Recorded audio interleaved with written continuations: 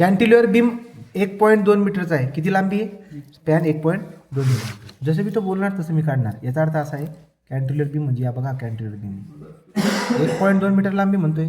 हे काय 1.2 मीटर लांबी, ठीक आहे, 1.2 मीटर. ओके, पुढे चला. तो कॅन्टिलिव्हरचा बीम 1.2 मीटर लांबी आहे. Loaded with a point load 70 kilo Newton. Point load याच्यावरती 70 किलो न्यूटनचा. कुठे? At a free end. कुठं? अहो कुठून? तर इथे किती आहे? 70 किलो न्यूटन फ्री एंडला. हे काय म्हटलंय नाही तर 70 किलो न्यूटन फ्री एंडला आहे. बीम रेक्टँग्युलरचा आहे. मग झालं उदाहरण सॉल्व. तो रेक्टँग्युलर म्हणणार उदाहरण डायरेक्ट सॉल्व होऊन जातं. कसं बघा, रेक्टँग्युलरचा बीम म्हणजे हा काय रेक्टँग्युलर शेप आहे. बरं कसं आहे, रेक्टँग्युलरचा जर बीम आहे तो 230 mm विड्थ आहे त्याची आणि 500 mm डेप्थ आहे. तर हे काय 230 mm. हे 230 mm आहे आणि हे किती आहे? 500. तुमच्या लक्षात येते काय काय विषय? ओके का? हो झालं. आणि म्हणताय determining bending stress and bending stress diagram. चला लागा का मला.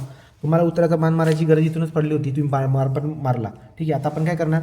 बेंडिंग स्ट्रेसचा फॉर्म्युला लिहिणार. काय? M/Z.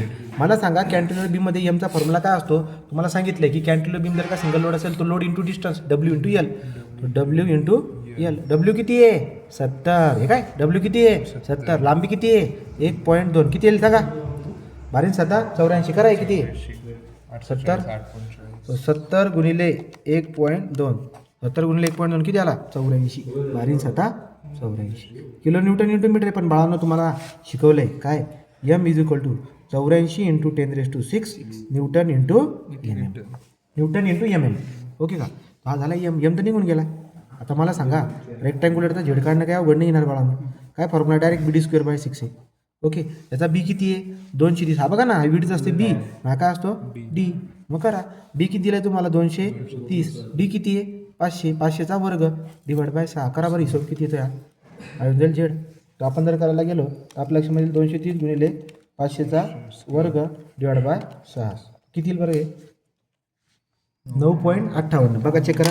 9.58 इंटू 10⁶ MM चा क्यूब. MM चा क्यूब. हा झाला आपला झेड. हा झाला आपला झेड. ओके का? तर आपण आता काय काढणार? आपण बेंडिंग स्ट्रेस काढणार. बेंडिंग स्ट्रेस काय येईल? Sigma B is equal to M/Z. M किती आहे? 84 इंटू 10⁶ डिवाइड 9.58. ठीक आहे ना? 9.58 इंटू 10⁶. 10⁶ ठीक आहे.